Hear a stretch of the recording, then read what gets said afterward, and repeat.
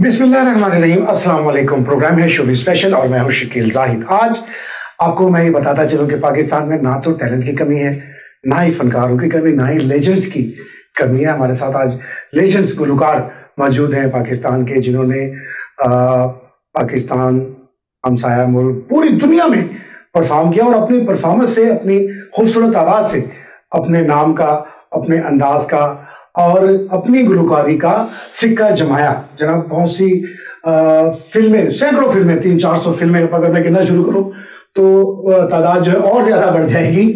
उसके साथ साथ चेयरमैन भी हैं सिंगर्स एसोसिएशन के। हमारे साथ आज मौजूद हैं अनवर रफी। अस्सलाम वालेकुम। वालेकुम अस्सलाम। कैसे हैं आप? ठीक है, अल्हम्दुलिल्लाह। मैं आपको अनवर रफी कहूँ या कहूँ जानू सुंदरा? यार जानू कह लो, कुछ भी कह लो। क्योंकि जी शनाख्त आपकी बना, वैसे बिल्कुल बिल्कुल, अल्लाह पाक ने, आपने बहुत से गीत गाए। अब तो ऐसा भी है कि हमसाया मुल्क में आपके गीत जो है बड़े कॉपी किए गए। तो अपने ये जो सफर था, ये जो दस की सियाही में कितनी मुश्किलात आई और कितनी आसानी आई, जरा अपनी जबान में बताइएगा। शुरू में तो बहुत ज़्यादा मुश्किलात आई। आप यकीन मानिएगा, मैं जब मेरा स्टार्ट था रेडियो पाकिस्तान लाहौर से, तो मैंने मेहदी हसन साहब के पीछे, गुलाम अब्बास साहब के पीछे और भी जितने लेजेंड, हमारे लिविंग लेजेंड हैं, लेजेंड भी आर्टिस्ट जितने भी, उनके पीछे मैंने कोर्स की शक्ल में काफ़ी सारे गाने गाए। तो एक दिन बैठे बैठे मैंने सोचा कि यार मैंने सिर्फ कोर्स ही गाने, तो डिसहार्ड हो गया, तो मैंने छोड़ दिया रेडियो को। अच्छा। तो एक शो में मैं परफॉर्म कर रहा था इत्तेफाक से, तो वहाँ एम अरशद, मौसीकार एम अरशद, अल्लाह ताला उन्हें ज़िंदगी दे, एम अशरफ साहब के होनहार बेटे, तो उन्होंने शो अरेंज किया हुआ था। मेरी आवाज़ सुन के तो वो कहने लगे, यार अनवर, यार वो रफ़ी साहब का फला गाना सुनाओ। मैंने सुनाए, तो मैंने सुनाए, वो खुश हो गया, बस चला गया। उसके बाद मुझे पता चला कि अरशद मुझे ढूंढ रहा है। अच्छा। किसी बंदे के जरिए मुझे पता चला। किस्मत ढूंढ रही है आपको? हाँ। तो आखिरकार 8-10 दिन बाद उन्होंने मुझे ढूंढ लिया। ढूंढने के बाद उन्होंने कहा कि जी आप मेरे डैडी से मिले जाके स्टूडियो में। मैं चला गया। तो वहाँ जब अल्लाह ताला की ज़ात पाक को प्लेटफॉर्म देती है ना, तो पूरा माहौल एक क्रिएट होता है, ठीक है ना। तो मैं जब वहाँ पहुँचा तो वहाँ डायरेक्टर एसोसिएशन की मीटिंग हो रही थी। अच्छा। तो बीच में एक बंदा, बड़ा खूबसूरत आदमी, इस तरह बाजा के पड़ा हुआ है। तो मैंने, अब मुझे तो पता नहीं था, मैंने कहा जी मैंने एम अशरफ साहब से मिलना है। कहते हैं आप कौन? मैंने कहा जी एम अरशद साहब ने मुझे भेजा है, आपके बेटे ने। अच्छा अनवर? मैं कहा जी। अच्छा बेटा बैठ दो इधर। मैं बैठ गया।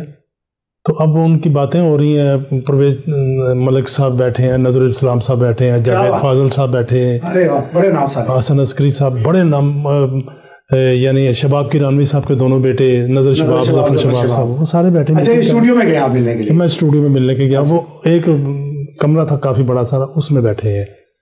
तो अब मैं आराम से बैठा था। उस बीच में से परवेज मलिक साहब डायरेक्टर थे, उन्होंने कहा यार ये लड़का, ये किधर है? कि जी ये सिंगर है, तो यार इसको फारिग कर दो, हमारा तो टाइम बहुत ज़्यादा लगना है अभी, तो हमने काफ़ी डिस्कस करनी है। तो वहाँ से निकल के तो वो मुझे कहने लगे चलो मैं आपका माइक टेस्ट ले लूँ। माइक टेस्ट पे मैं चला गया। तो मुझे तो मोहम्मद रफ़ी साहब के अलावा कुछ आता नहीं था। मैंने 2 गाने मोहम्मद रफ़ी साहब के गाए। वहाँ से मलिक साहब जो स्टूडियो के ऑनर थे, तो अंदर एक फिल्म थी, उसकी डबिंग हो रही थी। अच्छा। तो वो भागे आए, कहते यार अशरफ, यार तो अजीब आदमी है, बाद चो फिर तुसी कहते हो कि घंटा और दे दो, तो तुसी रफ़ी के गाने ला के सुन दे। कहते नहीं जी रफ़ी साहब गाने नहीं, ये बच्चा गा रहा है अनवर। कहते बेटा आप गा रहे थे? मैं कहा जी। और तुम्हें फलां गाना आता है? मैं कहा जी आता है। मैंने सुनाया। उन्होंने उसी वक्त स्टूडियो ऑनर थे वो, उन्होंने कहा कि यार इसको लो यार गाने, ये बहुत बड़ा सिंगर बनेगा यार। उसी टाइम पे वो सारे डायरेक्टर अंदर आ गए, एक फिल्म सब ने मुझे दे दी। वाह, क्या बात है। ये मेरी ज़िंदगी का एक वो टर्निंग पॉइंट था जिससे अल्लाह ताला ने मुझे, जफर शबाब साहब ने कहा कि सबसे पहले ये मेरी फिल्म का गाना गाएगा। मैंने, फिल्म का नाम था तेरे घर के सामने। जावेद शेख कराची से दोबारा आए थे, वो शबनम और जावेद शेख साहब की फिल्म थी वो। उसमें फिर मैंने, उसी में एक ड्यूट भी था मेरा, रेशमा जी के साथ। अच्छा, वाह वाह, ये मेरा स्टार्ट था। वाह वाह। उसके बाद फिर वो परवेज मलिक साहब की फिल्म, फिर जावेद फाजिल साहब की फिल्म, फिर इस तरह सबकी फिल्में मैंने, बस वो ऐसा स्टार्ट हुआ। बड़े भागवान आदमी थे मशरफ साहब, अल्लाह पाक उन्हें करवट करवट जन्नत नसीब करे। उन्होंने मेरी जिंदगी बनाई। बड़े लोग इंट्रोड्यूस कराए उन्होंने, उनका एहसान है फिल्म इंडस्ट्री में। अच्छा, वो गाना हमें बताएं कि जो पहला गाना वहाँ पर रफी साहब का आपने गाया था, वो कौन सा गाना था कि जिसे सुन के सबने कहा कि जनाब ये गाना हम लेते हैं। एहसान तेरा होगा मुझ पर, दिल चाहता है वो कहने दो मुझे, तुमसे मोहब्बत हो गई है मुझे, पलकों की छाँव रहने दो, एहसान तेरा होगा मुझ पर। तुमने मुझको हंसना सिखाया,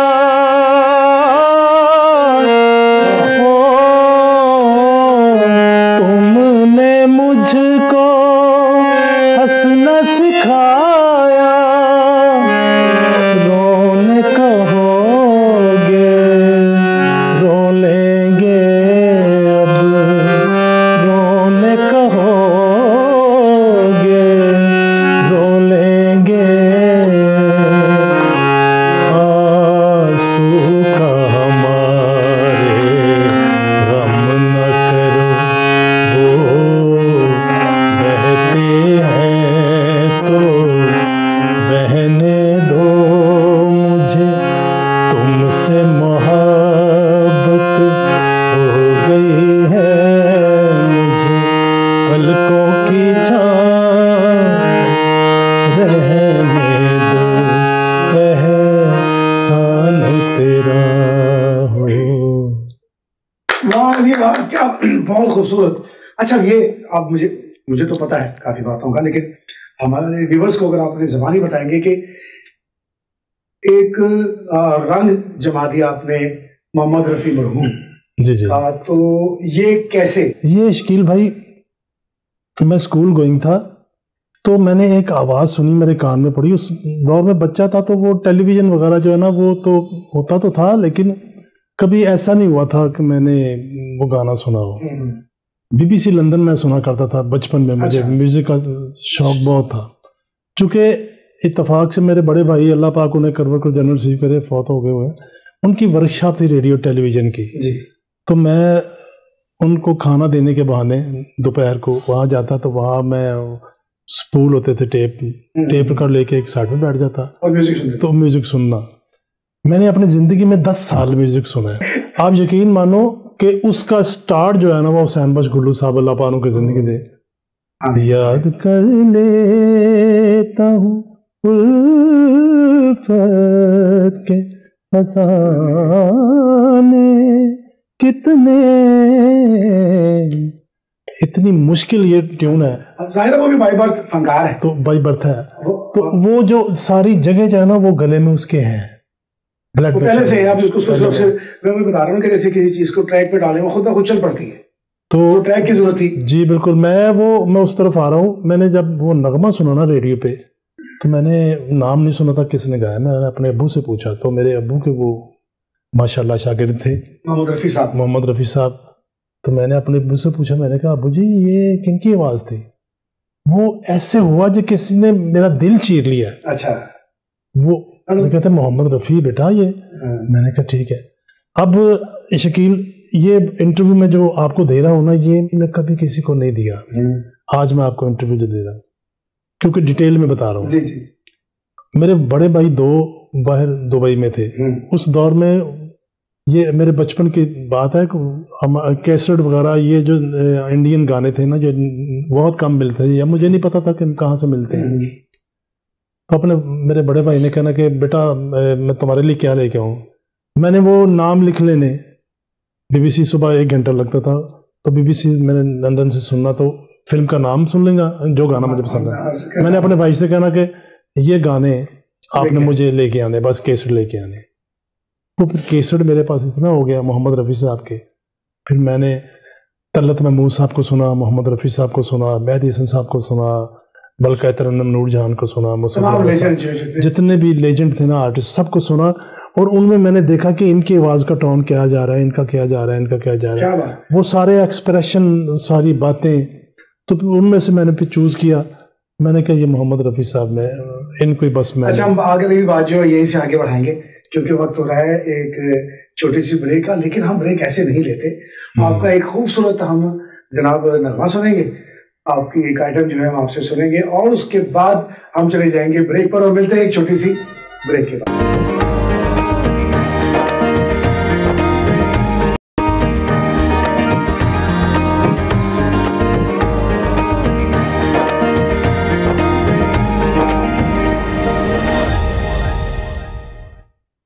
वेलकम बैक जी। शोबी स्पेशल में आज स्पेशल गेस्ट है हमारे साथ अनवर रफी साहब, और मुझे तो बहुत मजा आ रहा है जो बातें हम बता रहे हैं। यकीनन जो म्यूजिक के स्टूडेंट हैं उनके लिए बड़ी सैर हासिल होंगी, उनको बहुत कुछ आज के प्रोग्राम से जो है मिलेगा, बल्कि सीखने को मिलेगा। सीखने का अमल हमेशा जारी रखना चाहिए। तो अनवर साहब ने भी खूबसूरत हमें सॉन्ग भी सुनाया सर, पहले तो बहुत अच्छा जी, थैंक यू, जबरदस्त। अच्छा, अब हमारी बात हो रही थी, आपने कहा कि मैंने तमाम लोगों को सुना, तमाम लेजेंड्स को सुना, और उसके बाद मोहम्मद रफ़ी साहब को चूज कर लिया। मैंने बस उसके बाद इत्तेफाक ऐसा हो गया कि मेरे वालिद साहब का, चूंकि मेरे वालिद साहब इंडिया में 2-3 फिल्मों का म्यूजिक भी दे चुके थे। अच्छा, माशाल्लाह। तो वहाँ वो पार्टीशन से पहले, उनका नाम भी बता दिया ताकि MS नागी। MS नागी साहब जी, बिल्कुल, बहुत मशहूर नाम। हाजी मोहम्मद शफी उनका नाम था, हाजी मोहम्मद शफी नागी, लेकिन MS नागी के नाम से वहाँ पुरानी फिल्मों में उन्होंने गाया भी। अच्छा। गाया भी, चूंकि ये शागिर्द भी किया वही वो दौर था जब मोहम्मद रफ़ी साहब, लता जी, ये सारे लोग जो जितने भी है ना, सारे ये कोर्स गाते थे। अच्छा, कोर्स में होते थे। मेरे वालिद साहब जो थे वो सीनियर थे, वो 1-2 लाइनें भी मिल जाती थी, चूंकि साइकिल का दौर था, साइकिल का, खान मस्ताना का। नहीं, वो मुकेश साहब तो बहुत बाद में आए। KL सहगल थे, GM दुरानी थे, खुर्शीद बेगम थी, और बहुत सारे और लेजेंड आर्टिस्ट थे वो उस दौर में। मोहम्मद रफ़ी साहब बाद में गए थे। अच्छा। तो ये अब उन लिस्ट में नहीं आते थे। तो वहाँ फिर AR कुरैशी के नाम से मास्टर अल्लाह रखा साहब, जो तबला नवाज, ठीक है ना, वो AR कुरैशी के नाम से फिल्मों का म्यूजिक भी दिया उन्होंने। अच्छा। तो वो मेरे वालिद साहब के बहुत अच्छे दोस्त थे, बचपन के दोस्त थे। तो उन्होंने फिर मेरे वालिद साहब को गवाया। बाद में फिर उनको, चूंकि वो जानबकार थे, उनको पता था, तो बाद में इंडिपेंडेंट 2-3 फिल्में भी उनको मिली। अच्छा।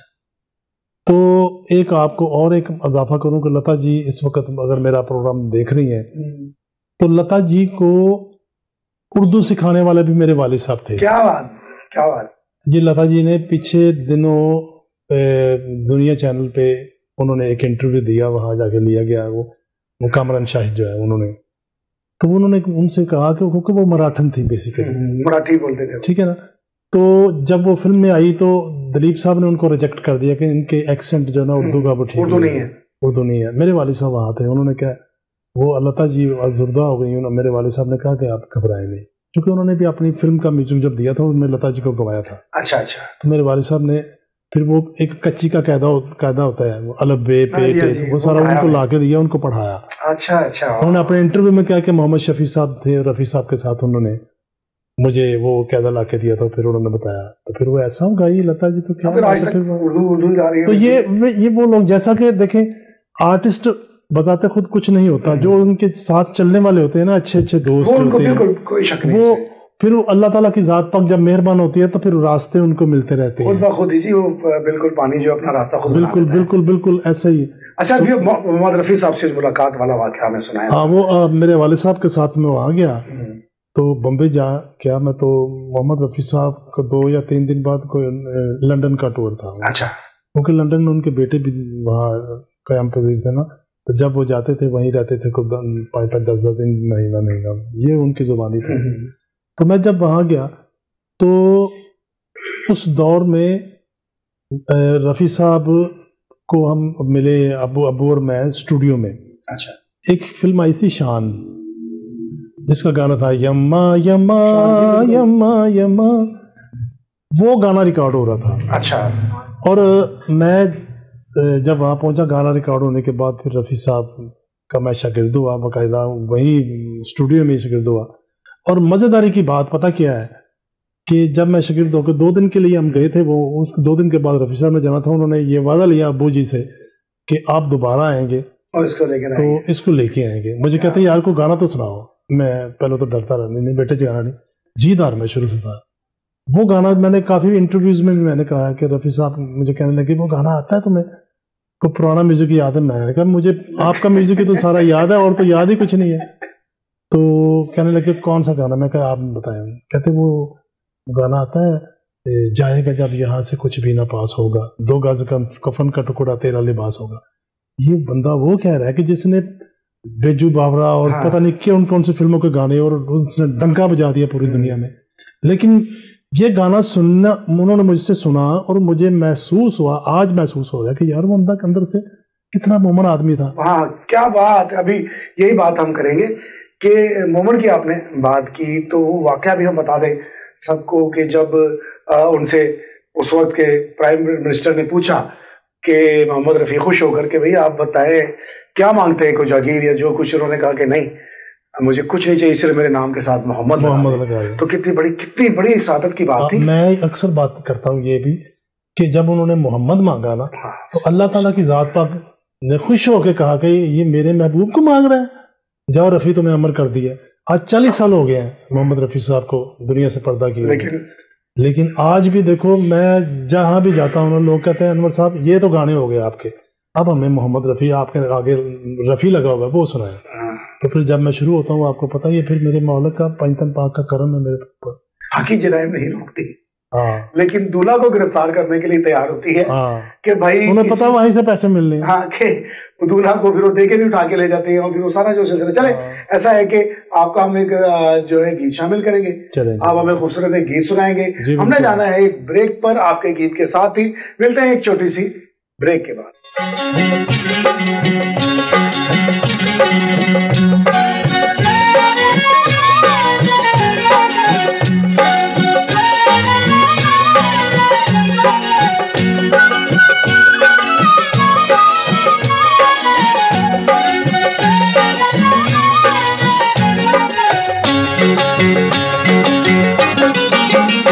पैगे इश्क दे केरे नी, पैगे इश्क दे केरे नी, ओ पैगे इश्क दे केरे नी, पैगे इश्क दे केरे नी। अखियां ने हार मन ली ओ माया ओ माया ओ माया, पिछे टुर पया तेरे नी, पैगे इश्क दे केरे नी।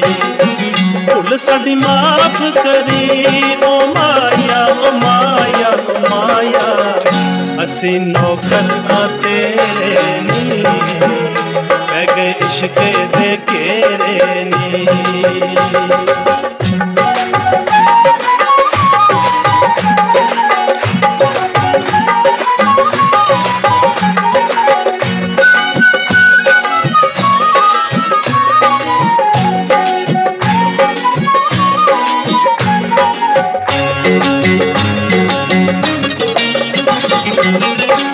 कर ऐडियां बेपरवाहियां, जान निकल दी जावे,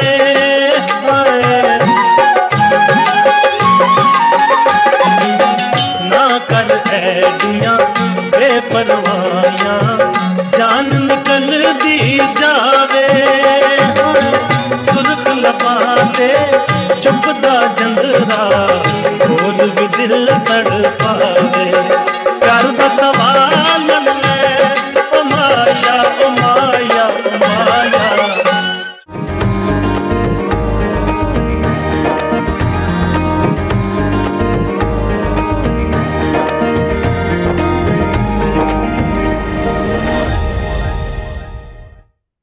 जी वेलकम बैक, प्रोग्राम है बीट स्पेशल और मैं हूं शकील जाहिद और हमारे साथ पाकिस्तान के लेजेंड सिंगर मौजूद है अनवर रफी। बड़ा खूबसूरत सॉन्ग सर आपने सुनाया, थैंक यू वेरी मच, बड़ी मेहरबानी जनाब। अच्छा मैं ये पूछना आपसे, क्योंकि अगर मैं बातें करना शुरू कर दूं तो हम लगता है कि हम दोनों ही शुरू हो जाए तो सारा दिन सही बात। मेरा इंटरव्यू आपने लेना हो तो कम से कम 4 घंटे का इंटरव्यू आपका बन जाएगा, कम से कम रीडिंग करके। मेरे पास तो इतना मवाद है जी, आपका काम माशाल्लाह इतना है। मैं यही बताना चाह रहा हूँ अपने व्यूअर्स को कि अगर मोहम्मद रफी मरहूम ने 24,000 गीत गाए हैं तो कम से कम 15,000 तो आपको भी याद होंगे। बिल्कुल, अल्हम्दुलिल्लाह, ऐसे ही ऐसे मतलब इतना काम है आपका। और फिर उसके बाद आपके अपने गीत, सैकड़ों गीत हैं आपके। अच्छा, आपका एक गीत कॉपी किया गया? मेरे बहुत सारे गीत, मेरी वफा मेरे वादे का ये पहला गाना पिक्चराइज हुआ था मेरा। हाँ, तो वो कॉपी किया गया पाकिस्तान में। तो क्योंकि पाकिस्तान में सुनने वाले भी जो हैं वो ये देखते हैं कि यार, छाप देखते हैं कि यार ये क्या है, किससे, इंडियन है या पाकिस्तानी है। तो वो तो उन्होंने सुना पड़े थे उससे कि जनाब, लेकिन उनको ये नहीं पता था कि यार ये तो इनका गाया हुआ है। बल्कि शकील, मैं तुम्हें ये बताऊं कि वो फिल्म जो है ना, फिल्म पूरी की पूरी कॉपी थी, फ्रेम टू फ्रेम। हाँ। और गाने भी सारे पिक्चराइज हुए थे सर। वो नौकर वोटीदा को भी उन्होंने फ्रेम टू फ्रेम किया, डायलॉग भी वही, गाने भी उसी तरह के। हाँ, बिल्कुल बिल्कुल। अब वो सुनाएंगे मैं जरा? जी जी बिल्कुल। मेरी वफा मेरे वादे का एतबार करो। जनाब, नई नस्ल को पता लगना चाहिए कि बॉलीवुड वालों ने किस तरह से जो है हमारी म्यूजिक को कॉपी किया है।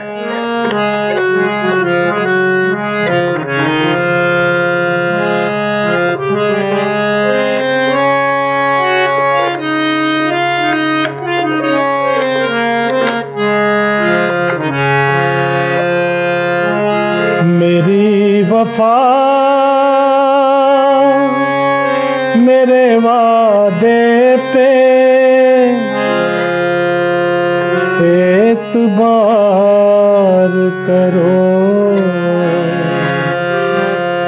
मिलन करीब है, थोड़ा सा इंतजार करो।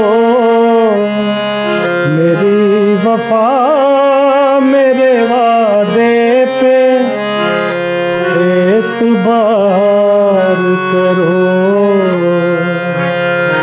ये माना तुम पे किसी खुश नसीब का दिल है, ये माना तुम पे किसी खुश नसीब का दिल है। तुम्हारे बस में मगर एक गरीब का दिल है,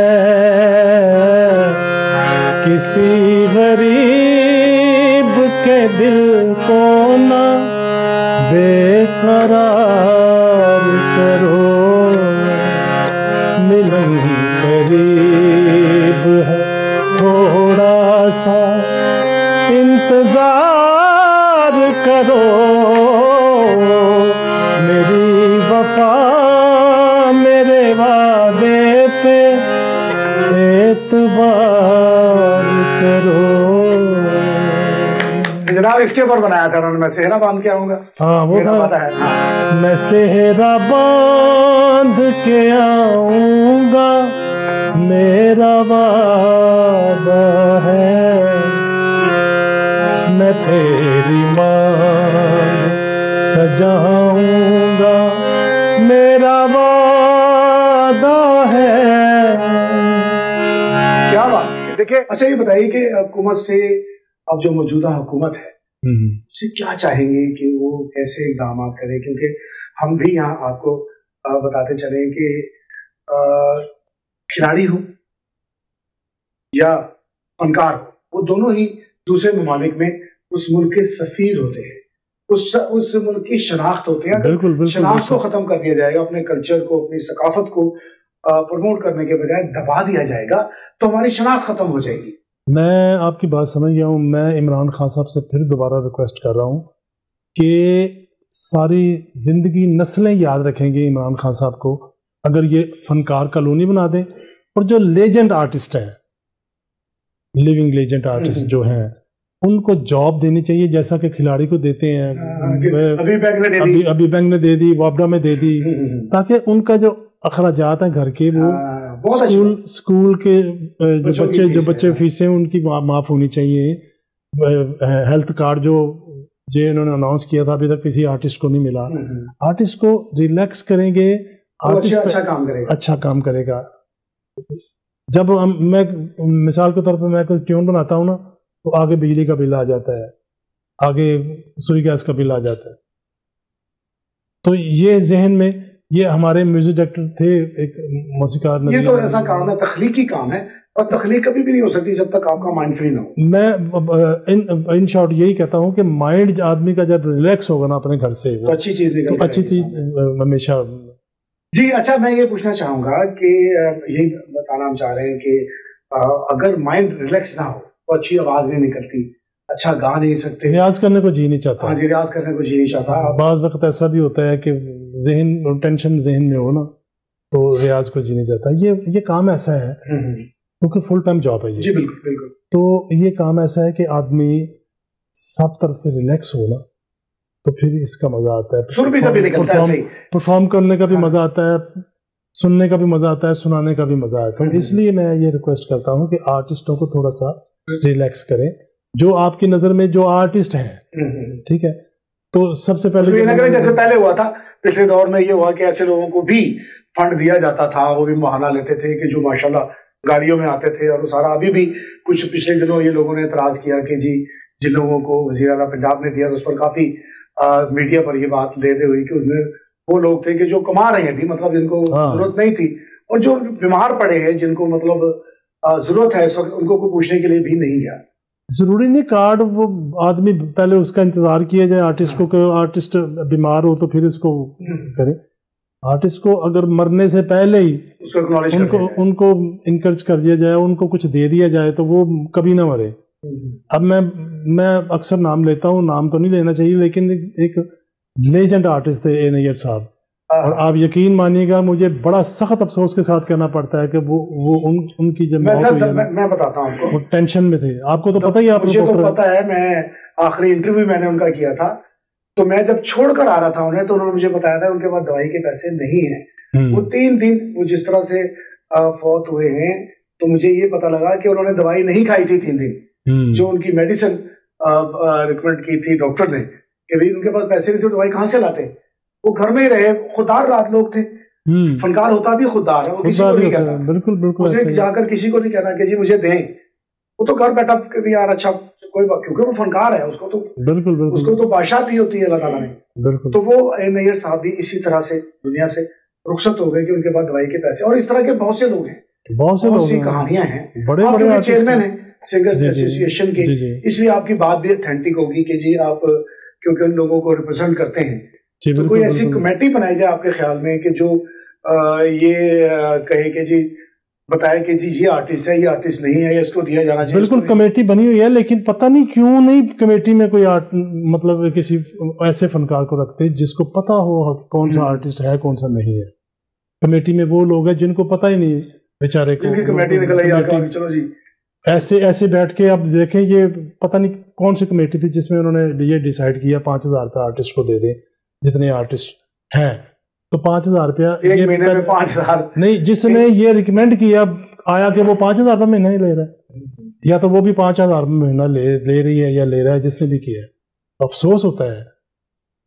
नहीं, ये तो जाहिर है एक किसी के साथ ही मजाक है, आर्टिस्ट हो या कोई भी हो, कि किसी भी को भी अगर आप जब एक मजदूर जो है उसकी तनख्वाह जो है तकरीबन 25 से 30,000 रुपया है, ठीक है। तो महंगाई इतनी ज्यादा हो गई है कि अब उसका भी गुजारा नहीं होता। तो ये मैं चूंकि मैं चेयरमैन हूँ, मैं आर्टिस्टों की बातें बता रहे हैं, उन्हीं की बातें कर रहा हूँ। मैं तो मैं उनके घरों में जाता हूँ आर्टिस्टों के, जिसको तकलीफ होती है आपको कहते हैं, मैं कहता हूँ, और मैं जाता हूँ, जो भी मुझसे तौफीक होती है मैं उनकी खिदमत करता हूँ। वो आप जैसे दोस्तों को कह दिया, किसी से हुकूमत से मैंने करोड़ों मरतबा कहा है, पिछली हुकूमत से भी या इसकी न्यूज से पिछली से भी कहा था। तो इनको भी उम्मीद तो बड़ी है, हमें उम्मीद है कि होगा कुछ ना कुछ, लेकिन ये जो हुआ है ये गलत हुआ है बड़ा। जी बिल्कुल, बहुत अच्छी बात की है आपने अनवर रफी साहब ने जैसे पहले कहा था कि इनके साथ अगर हमने सेशन करना हो तो वो कम से कम 4 से 5 घंटे का हो, तो फिर क्योंकि बातें भी तो उनकी शख्सियत के कोई एक भी पहलू सामने नहीं आया, थोड़ी थोड़ी बातें जी बिल्कुल। और हमारे प्रोग्राम का वक्त जो है वो इख्तिताम पजीर हो गया। पहले तो मैं आपका बहुत शुक्रिया अदा करूंगा। नहीं, थैंक यू वेरी मच, मेहरबानी, आप लोग तशरीफ लाए, हम आपके घर आए और इतना अच्छा, हमारी जो बहन थी उन्होंने हमारे लिए बड़ा अच्छा एहतमाम किया। यहाँ पर बड़े मेहमान नवाजी अंदरून शहर के रहने वाले लोग हैं जी, इनकी इसी तरह इनके घर में आओ तो बड़ी चीजें जो है बड़ी हमें सीखने को भी मिलती है। नहीं, आपकी मेहरबानी, आप तशरीफ लाए, आपने इस काबिल समझा मुझे। मैं अपने व्यूअर्स को बताऊं तो ये इसमें चैनल का बहुत हाथ होता है। आप जो मीडिया के लोग हैं वही आप आर्टिस्टों को ऊपर लेके आते हैं जी। इंशाल्लाह हम अपना काम करते रहेंगे, आप अपना काम करते रहिए। ऐसा है कि आपका एक गीत होगा जी जरूर, आप उसके बाद मैं क्योंकि पहले इजाजत दूंगा, गीत होगा बाद में। आपका बहुत बहुत शुक्रिया जी। इसके साथ ही शो स्पेशल में शकील जाहिद को दीजिए इजाजत, और गाना भी हम सुनेंगे अनवर रफी से। इंशाल्लाह अगले एपिसोड में आपसे दोबारा मुलाकात होगी।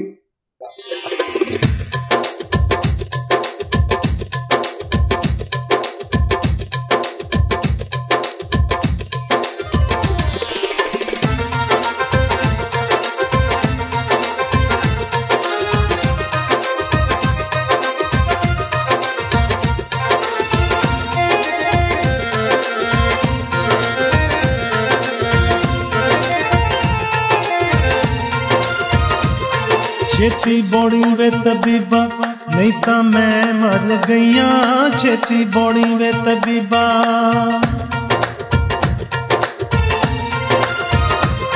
छेती बौड़ी वे तबीबा नहीं ता मैं मर गईया, छेती बौड़ी वे तबीबा नहीं ता मैं मर गईया। तेरे इश्क नचाया, तेरे इश्क नचाया करके थैया थैया। छेती बौड़ी वे तबीबा नहीं ता मैं मर गईया, तेरे इश्क नचाया करके थैया थैया।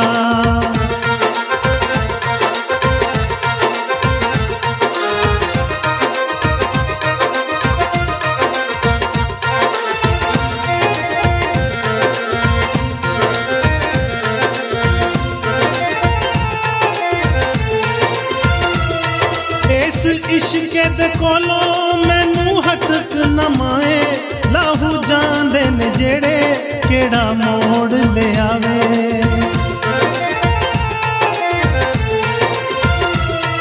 इस इश्क दे कोलो मैनू हटक न माए, लाहू जांदे ने जेड़े केड़ा मोड़ ले आवे। मेरी अकल जो भुली नाल महानियां दे गईयां, मेरी अकल जो भुली।